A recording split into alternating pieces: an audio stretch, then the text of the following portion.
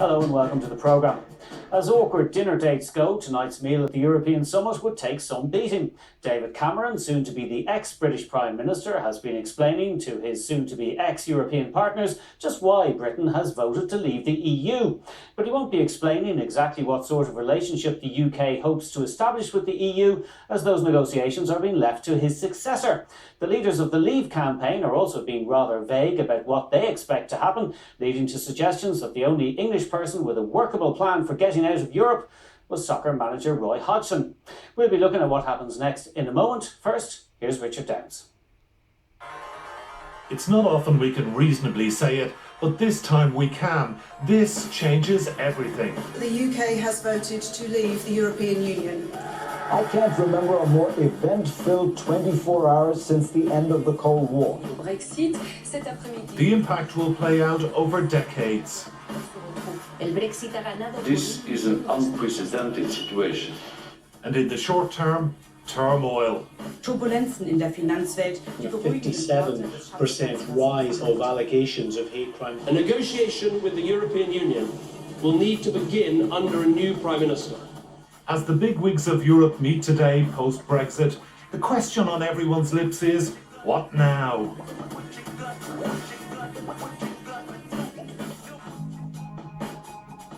It wasn't supposed to be like this. Almost 60 years ago, former enemies signed a treaty. 6 countries tied their futures together. The start of something that grew and grew.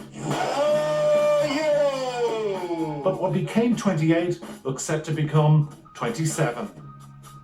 We got our country back! And a crisis in Europe, every bit as big as the one we're still recovering from, has been unleashed, leaving Europe wondering whether to push the UK out fast or string it along gently. The quicker we could get over some of this uncertainty, the better. So that's an argument for a speedy resolution. The argument for a more deliberate, slow resolution is that there is a very significant amount of detail to be negotiated.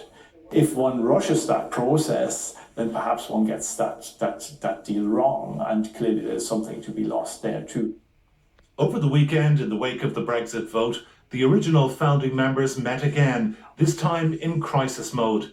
Their initial instincts seemed hardline, reflecting the reaction of many at the heart of Europe. We now expect the United Kingdom government to give effect to this decision of the British people as soon as possible, however painful that process may be. Any delay would unnecessarily prolong uncertainty. Earlier today in the Federal Parliament, the German Chancellor was noticeably tough in her pronouncements on the UK's prospects. We will make sure that the negotiations will not follow the principle of cherry-picking. There has to be and there will be a clear distinction whether a country wants to be part of the EU family or not. But as she arrived for this evening's meeting, Angela Merkel's tone, at least, appeared to have changed. It is important for me that we continue to see Britain as a friend and partner, even though we see a decision which we all regret. We are connected in many ways and it will remain so. So as the German Chancellor, I say this is also for our bilateral relationship. Other European leaders were sticking to what sounds like a tough position. Time for the UK to get on with it. I will not accept to be endlessly blackmailed by Great Britain. I will not accept to have Great Britain mess around with all Europeans during months on end. Chancellor Merkel tends to be a much more considerate sort of person who wants to sit back and take some time over decisions. She doesn't tend to rush in. I think there's a feeling in other countries where perhaps, there's a realization a decision has been made, let's get on with it. If Germany is the economic powerhouse of Europe in all of this, then France, it seems, is the intellectual bastion. France will work through Europe. One of the things that hasn't happened is that there haven't been inflammatory statements, there haven't been statements about revenge or anything like that. It's been really quite measured. And now that might change as negotiations start and again issues change, but at the moment France is trying to calm things down, to reduce the level of uncertainty in the market, just in political terms. So that's, at the moment, that's the response. This is perilous territory. The main players have ruled out talks until Britain signals its exit by triggering Article 50 of the Lisbon Treaty. On trade, we and many others are concerned that a UK outside the EU, but with access to the European market, could play cute. Clearly that the UK could make itself quite attractive to foreign direct investment by loosening various rules, for example, on how you treat your workers. Environmental conditions. You could let firms pollute, for example, that might be cheaper for them. That would not be fair competition for European firms.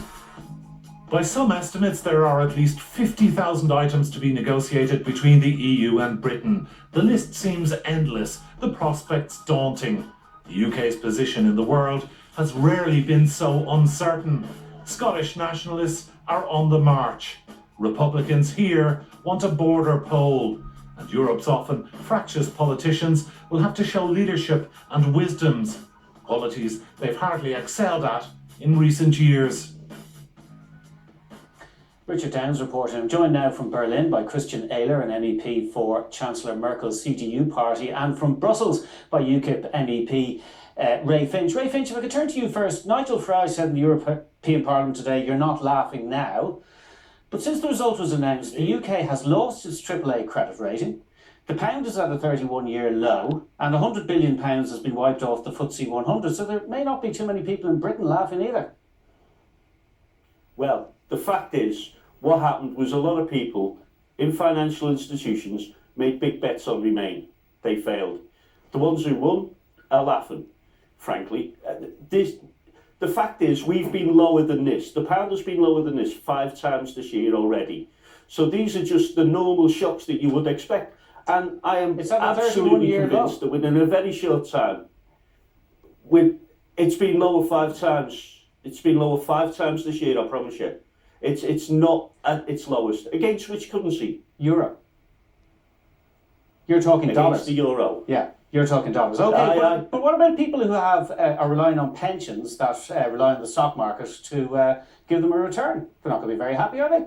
It's a temporary blip. It's a temporary blip. The stock market goes up and down, as your financial advisor, I'm sure, has told you when you've been looking at your pension. And it will continue to rise with Brexit. Okay, well, let's turn to what happens next, Ray Finch, because that's obviously the question that's been discussed over dinner, perhaps there in Brussels, and will be the question that will be discussed a lot in the coming months and years. What sort of a deal do you expect to get from the EU? Because Boris Johnson seems to think he can secure access to the single market without obeying any of the rules. It would seem a lot of European states people disagree with that. In the end, money talks. The fact is, we are going to be the EU's biggest partner. Germany alone had a €51 billion trade surplus with the UK. And let's be honest about this, and you know this as well as me, Germany runs the EU. If the leaders of Volkswagen, Bosch, Mercedes come and knocking on Angela Merkel's doors, they will say, get us a free and fair deal. And we'll get it.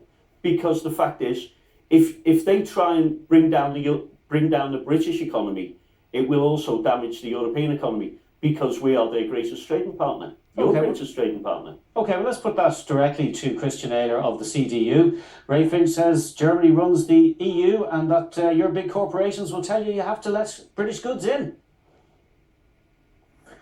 I think that's the UKIP understanding about Europe, politics and so on. So it's not 19th century, and we're not teaching, we're not declaring war, we are not retaliating. And they messed up the economy, and not just the British one, they messed up the European economy, the worldwide economy, and it's voodoo economics. It has nothing to do that politics about knocking at politicians' door by the industry. I mean, it's about values, and you couldn't imagine that Germany and the other European countries always care about workers, about Irish nurses in a British hospital, about a Polish plumber, about the freedom of the labor market in Europe. I mean, it's not that we are just driven by the economy and we're not driven by big companies. This is a community of values, and yes, we are not declaring war, but the consequences for the UK and for the overall,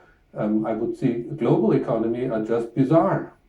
So what exactly are you saying? Chancellor Merkel seems to be giving different viewpoints to different audiences. She was quite conciliatory tonight when she arrived in Brussels, but in the Bundestag she was very clear. Whoever wants to leave this family can't expect to do away with all of its responsibilities while keeping the privileges. That sounds very much as if she is going to say, no, you can't have access to the single market unless you play by the rules. True. I mean, why should we treat the UK differently, like Norway, Iceland, Liechtenstein? I mean, what's practically going to happen is, if you want to join the common market, then you have to obey to roughly 75–80% of the regulation in the market, without any saying, without any influence on the decision-making process. So England will be practically, if it goes in a positive direction, will be in the same situation like being in the EU, but practically having no political influence on the decision-making process. Okay, well, let me put that point to Ray Finch. I'm sure you don't want to hear mention of Iceland this evening, but the fact is, if you want to get your goods into the EU after you've left, you're going to have to comply with the regulations, and now you're not going to have any influence on those regulations. No. The fact is, he talks about Norway and Iceland, very small comparative economies. The UK is the 5th largest economy in the world. We are the 6th largest after the falls in the stock market. It goes up, it goes down. I'd much rather be the 6th largest than the 26th largest. We are a huge market. We are a critical market, particularly for Ireland and for Germany. And the fact is, Germany and the rest of the other countries will not allow, by trying to bully us, which they're trying to do now. Oh no, you can't have anything, we'll destroy you. No, they won't, because it's not in their economic interests. But it's not in their economic... Sorry to cut across you, but it's not in their economic or political interest to give you a good deal, because it might encourage other countries to follow suit. Well then, so what are we going to do? Are we going to be bullied? No, we're not. We will turn up, they will bluff, and 3 weeks before the end of the 2 years, we'll come to an amicable agreement and everyone will be happy. Mrs. Merkel might not be quite so happy, but life's like that. The fact is, what's good for the United Kingdom is also good for the EU. Okay, well, Christian, what's good for the European Union may not necessarily be good for Ireland. You talk about putting up barriers to British goods. That would be very bad for one EU member state, which is Ireland. It wouldn't be us. Sorry, Ray, sorry, that question was for Christian in Berlin. I apologise. I mean, we should listen to the London School of Economics. We're not living in the 19th century. We no longer have national economies isolated from other ones, and then we exchange interests or whatsoever. I mean, we have highly connected, interactive economies. I mean, Rolls-Royce is the biggest employer in my constituency. So that would be the argument saying, okay, let the UK do whatever they want, let they do the cherry picking and so on. So, I mean, the consequence is not that we are either retaliating the UK or the otherwise ruining the European economy. I mean, you should understand it's a highly integrated economy, and we are practically ruining that. The economy will have a phase of uncertainty for years that will have an impact on direct investment in England. So even for the German companies, I mean, there is, yes, an interest in selling goods to the UK, but practically, do you think there is any longer foreign investment to the UK when it's no longer part of the European market or under conditions, and then we're going to negotiate that for years? I mean, we just created, you said, fire to the house. Okay. And you argue like a 19th century economy where you would have the British economy and the German one. That's no longer existing. Okay. Well, thank you both indeed, very much indeed, for joining us, Christian and Ray. Thank you. And thank you, David. Thank you.